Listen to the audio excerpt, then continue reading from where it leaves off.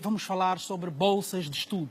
Um instituto que no início já chegou a ser chamado de INAB e que agora chama-se INAGB, gestora das bolsas de estudo, no que a gestão de bolsas de estudo sob tutela do governo diz respeito. Portanto, vamos responder aqui muitas das preocupações de pais e encarregados de educação em relação ao futuro dos filhos, em relação à gestão das bolsas de estudo dos filhos dentro e fora do país. Vou receber aqui António Pascoal da Cruz.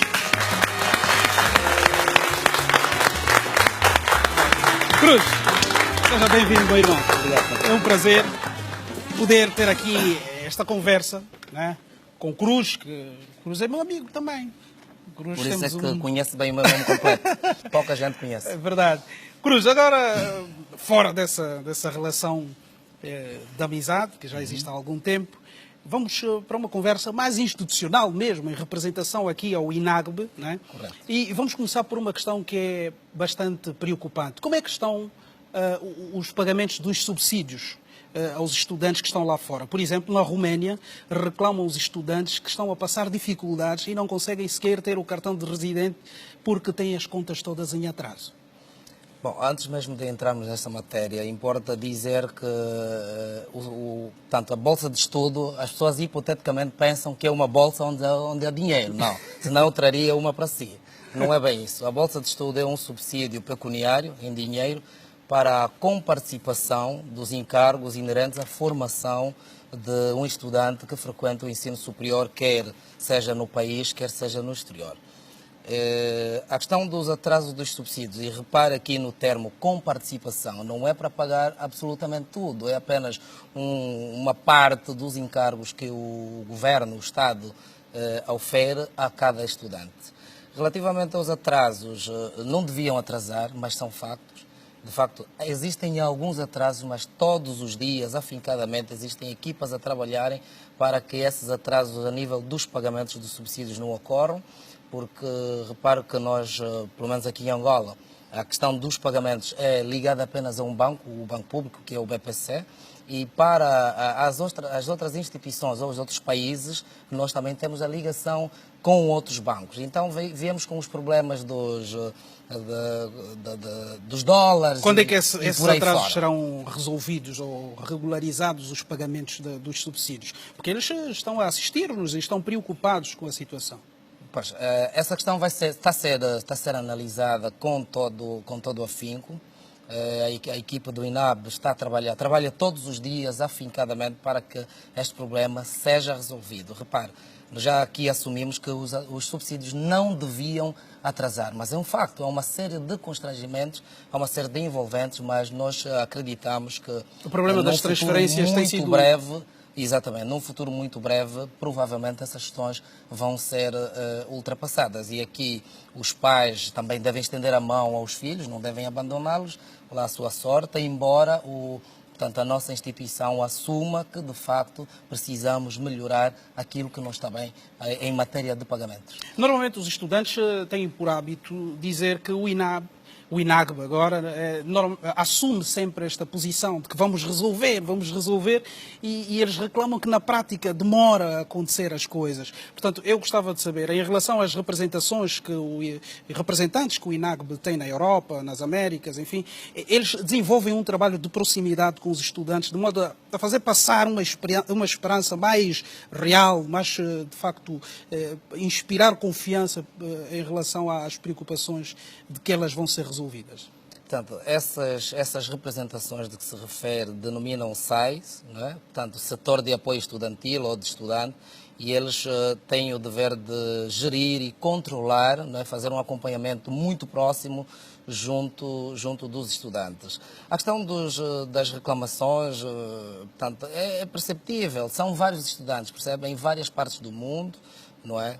E então, às tantas, não é fácil, por exemplo, vou-lhe falar da Rússia, que é um país continente, eu costumo dizer isto, não é fácil controlar de A a Z o estudante que lá está, mas nós fazemos um esforço, porque são apenas 2 a 3 funcionários, às vezes, mais para cá, mais para lá, mas são 2 ou 3 funcionários que se responsabilizam em gerir à vida académica de cada estudante num determinado país que se encontra a formar-se. Esta instituição já se chamou INAB e agora é INAGB. O que é que mudou? Apenas a letra G, o grafema G, que é gestão, Instituto Nacional de Gestão de Bolsas de Estudo, anteriormente Instituto Nacional de Bolsas de Estudo. Quer isso dizer que não fazem só a gestão das bolsas atribuídas pelo Estado, mas controlam também aqueles outros estudantes bolseiros com bolsas atribuídas por outras instituições? Pelo menos do ponto de vista de controle, não estamos apenas a falar de a gestão, ok? Aquelas bolsas que não são concedidas ou atribuídas ou distribuídas pelo INAB, porque existem instituições privadas, existem instituições público-privadas que concedem bolsas de estudo a cidadãos nacionais, não é?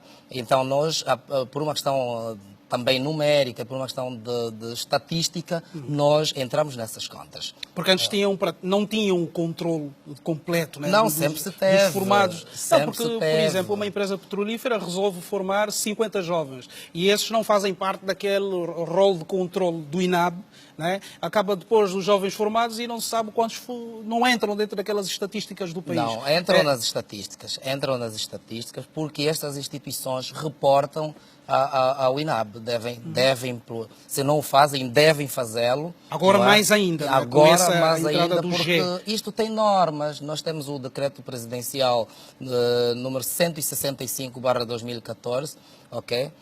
Que este é o instrumento legal que regula todo o pacote ligado a bolsas de estudo no exterior do país. E no interior temos o decreto presidencial 154. Agora que estamos a falar de decretos, Cruz, quais são os critérios para a atribuição de bolsas de estudo, quer dentro como fora do país? Ora, vou falar primeiro das bolsas de estudo internas. É necessário que o candidato frequente a uma instituição de ensino superior, quer seja pública ou privada. Ele tem de estar a frequentar. E o regulamento diz que ele deve estar a frequentar o primeiro ou o segundo ano e não deve ter idade superior a 25 anos, ok? Estes são dois critérios objetivos. Na questão das bolsas de estudo externas, o estudante tem de ter até 22 anos e a sua média deve ser igual ou superior a 14 valores. Portanto, faz todo sentido que se pense nesta direção para que se promova então a excelência, o mérito. O objetivo é premiar o mérito. E nós estamos a fazer um esforço muito grande para chegar a cada município deste país, portanto temos cerca de 160 e tantos municípios, aí onde exista uma escola do segundo ciclo, entenda, do ensino médio, nós sempre fazemos um esforço de chegar para checar aqueles estudantes que são de mérito, de quadro de honra, de referência, para que estes sejam, portanto, estimulados com uma bolsa de estudo. Normalmente o estudante escolhe o curso ou o INAGB tem uma equipa de especialistas que orienta as pessoas em relação aos cursos que devem tirar em função das notas que apresentam no processo de candidatura? Portanto, o candidato tem opções, não é? Ele apresenta opções, apresenta a primeira e a segunda opções. Mas nós, o grupo trabalha afincadamente olhando para toda a documentação inerente à candidatura e nós olhamos para o perfil do candidato. Portanto, nós damos prioridade às engenharias e também às medicinas. Portanto, esta é a prioridade. Não significa que os outros cursos não venham se candidatar. Mas a prioridade é para todas as engenharias e também as ciências médicas. Com déficit, não é? Portanto, é um elemento deficitário aqui no nosso país, a questão das engenharias. Então, nós temos prioridade a estes cursos. E as escolhas dos países, como é que é feita? O INAB é que direciona praticamente. Exatamente. Não é o candidato que diz, olha, eu quero estudar nos Estados Unidos da América. Não, isso não funciona assim. É de acordo às disponibilidades, porque nós temos ofertas dos países, também temos cooperação, temos contrato. Então, os principais países que Angola envia os estudantes são precisamente a Rússia, a China, a Argélia, os Marrocos, a África do Sul, temos também em Portugal, temos nos outros, portanto, estes são os principais, não é? A Rússia, Cuba é de facto o país que mais absorve estudantes angolanos. Tem noção do universo de estudantes angolanos no exterior, nessa altura, se for assim, para chutar? Bom, assim em termos numéricos... População estudantil. Não consigo dizer.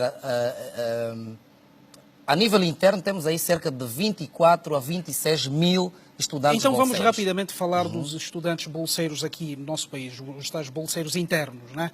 Portanto, como é que estamos em relação a isso? Toda essa nossa conversa foi um pouco voltada para aqueles que estão no exterior, em relação à atribuição das bolsas e à escolha dos cursos. O mesmo procedimento é aplicado aqui também? O mesmo procedimento é aplicado aqui também, mas a condição sine qua non é precisamente essa que eu já referenciei. O estudante deve estar a frequentar uma instituição de ensino superior pública ou privada. Ele tem de estar a frequentar... Aqui internamente quantas bolsas são atribuídas, mais ou menos? Este ano nós atribuímos 8 mil bolsas. 8 mil bolsas internas para, portanto, o país todo. Sempre com os cursos técnicos aí a pesar mais na balança? Não. Na questão dos cursos, ou seja, das bolsas internas, todos os cursos são privilegiados. Todas as universidades, quer sejam públicas, quer sejam privadas. E repare, as privadas, desde que estejam legalizadas e os cursos estejam... E aqui entramos naquele problema, né, de alguns bolseiros terem feito esses cursos e estão dentro do problema criado. Mas já, quem é o responsável por isso? Normalmente vocês são chamados a responder também? São bolseiros do INAGB. Como é que se resolve esse problema? Olha, Cabingano, para eu abrir uma tasca qualquer, eu tenho que cumprir a certos procedimentos, ok? Se eu quiser abrir uma cantina, eu tenho que ir à instituição competente para ter o alvará e etc, etc. Essa questão dos cursos ilegais é muito próxima a isto, percebe? Há instituições que não se legalizaram, não se documentaram ao máximo para que fossem habilitados a administrar determinados cursos. Portanto, os cursos que sejam ilegais, o INAGB não paga. Até a instituição competente, que é o INARES, não é? Até a instituição competente declarar que, de facto, esta instituição ou aquele curso é legal, portanto, o INAB paga estes indivíduos desde que tenham sido selecionados num processo também rigoroso, não é? O processo parte inicialmente da instituição a que o candidato está vinculado e estas instituições, por sua vez, reportam ao Instituto Nacional de Gestão de Bolsas de Estudo. Uma conversa que dava para a noite toda, Cruz, dava. De facto o assunto é de bastante interesse e muita coisa precisa de ser explicada, mas para nós é um prazer. Parte dessa conversa, ou a conversa que tivemos aqui, com certeza ajudou a esclarecer muitas dúvidas a quem nos assiste e também para aqueles estudantes que estão lá fora a dar no duro para voltar informados e ajudar a reconstruir essa nação de todos nós. Muito obrigado, Cruz. Vamos aplaudir António Pascoal da Cruz.